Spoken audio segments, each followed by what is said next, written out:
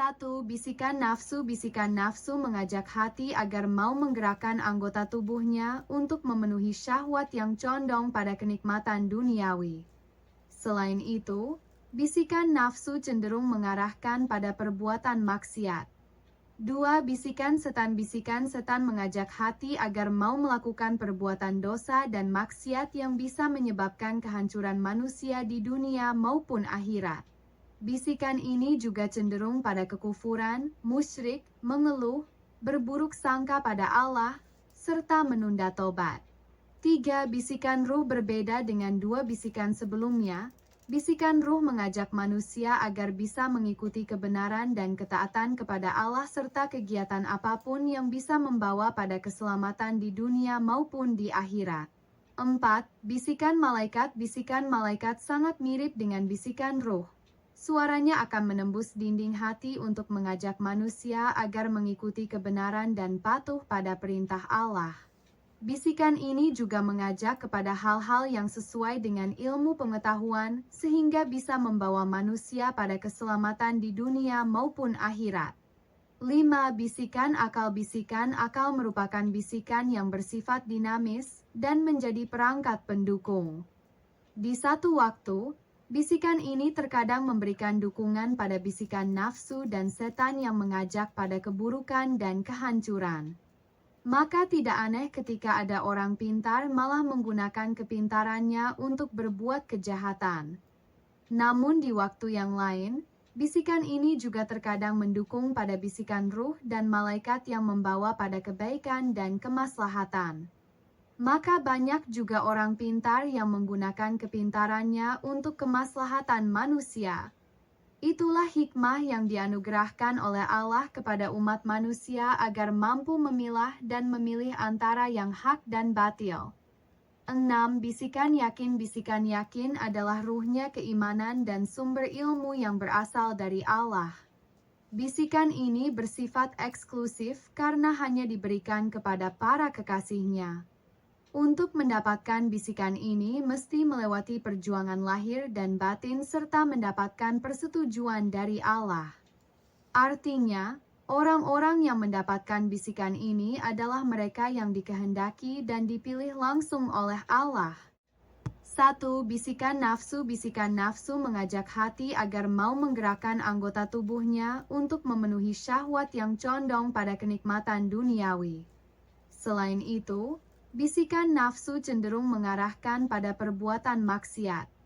2. Bisikan setan mengajak hati agar mau melakukan perbuatan dosa dan maksiat yang bisa menyebabkan kehancuran manusia di dunia maupun akhirat. Bisikan ini juga cenderung pada kekufuran, musyrik, mengeluh, berburuk sangka pada Allah, serta menunda tobat. 3. Bisikan ruh berbeda dengan dua bisikan sebelumnya. Bisikan ruh mengajak manusia agar bisa mengikuti kebenaran dan ketaatan kepada Allah serta kegiatan apapun yang bisa membawa pada keselamatan di dunia maupun di akhirat. 4. Bisikan malaikat sangat mirip dengan bisikan ruh. Suaranya akan menembus dinding hati untuk mengajak manusia agar mengikuti kebenaran dan patuh pada perintah Allah. Bisikan ini juga mengajak kepada hal-hal yang sesuai dengan ilmu pengetahuan sehingga bisa membawa manusia pada keselamatan di dunia maupun akhirat. 5. Bisikan akal merupakan bisikan yang bersifat dinamis dan menjadi perangkat pendukung. Di satu waktu, bisikan ini terkadang memberikan dukungan pada bisikan nafsu dan setan yang mengajak pada keburukan dan kehancuran. Maka tidak aneh ketika ada orang pintar malah menggunakan kepintarannya untuk berbuat kejahatan. Namun di waktu yang lain, bisikan ini juga terkadang mendukung pada bisikan ruh dan malaikat yang membawa pada kebaikan dan kemaslahatan. Maka banyak juga orang pintar yang menggunakan kepintarannya untuk kemaslahatan manusia. Itulah hikmah yang dianugerahkan oleh Allah kepada umat manusia agar mampu memilah dan memilih antara yang hak dan batil. 6. Bisikan yakin adalah ruhnya keimanan dan sumber ilmu yang berasal dari Allah. Bisikan ini bersifat eksklusif karena hanya diberikan kepada para kekasihnya. Untuk mendapatkan bisikan ini mesti melewati perjuangan lahir dan batin serta mendapatkan persetujuan dari Allah. Artinya, orang-orang yang mendapatkan bisikan ini adalah mereka yang dikehendaki dan dipilih langsung oleh Allah. 1. Bisikan nafsu mengajak hati agar mau menggerakkan anggota tubuhnya untuk memenuhi syahwat yang condong pada kenikmatan duniawi. Selain itu, bisikan nafsu cenderung mengarahkan pada perbuatan maksiat. 2. Bisikan setan mengajak hati agar mau melakukan perbuatan dosa dan maksiat yang bisa menyebabkan kehancuran manusia di dunia maupun akhirat. Bisikan ini juga cenderung pada kekufuran, musyrik, mengeluh, berburuk sangka pada Allah, serta menunda tobat. 3. Bisikan ruh berbeda dengan dua bisikan sebelumnya. Bisikan ruh mengajak manusia agar bisa mengikuti kebenaran dan ketaatan kepada Allah serta kegiatan apapun yang bisa membawa pada keselamatan di dunia maupun di akhirat. 4. Bisikan malaikat sangat mirip dengan bisikan ruh. Suaranya akan menembus dinding hati untuk mengajak manusia agar mengikuti kebenaran dan patuh pada perintah Allah. Bisikan ini juga mengajak kepada hal-hal yang sesuai dengan ilmu pengetahuan, sehingga bisa membawa manusia pada keselamatan di dunia maupun akhirat. 5. Bisikan akal merupakan bisikan yang bersifat dinamis dan menjadi perangkat pendukung. Di satu waktu, bisikan ini terkadang memberikan dukungan pada bisikan nafsu dan setan yang mengajak pada keburukan dan kehancuran.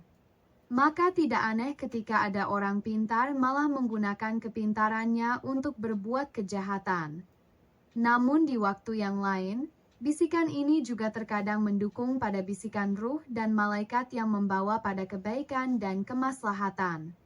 Maka banyak juga orang pintar yang menggunakan kepintarannya untuk kemaslahatan manusia. Itulah hikmah yang dianugerahkan oleh Allah kepada umat manusia agar mampu memilah dan memilih antara yang hak dan batil. 6. Bisikan yakin adalah ruhnya keimanan dan sumber ilmu yang berasal dari Allah. Bisikan ini bersifat eksklusif karena hanya diberikan kepada para kekasihnya. Untuk mendapatkan bisikan ini mesti melewati perjuangan lahir dan batin serta mendapatkan persetujuan dari Allah. Artinya, orang-orang yang mendapatkan bisikan ini adalah mereka yang dikehendaki dan dipilih langsung oleh Allah. Ya, Bark, aku di sini. Ke sini, di atas kepalaku. Ayo, lagi.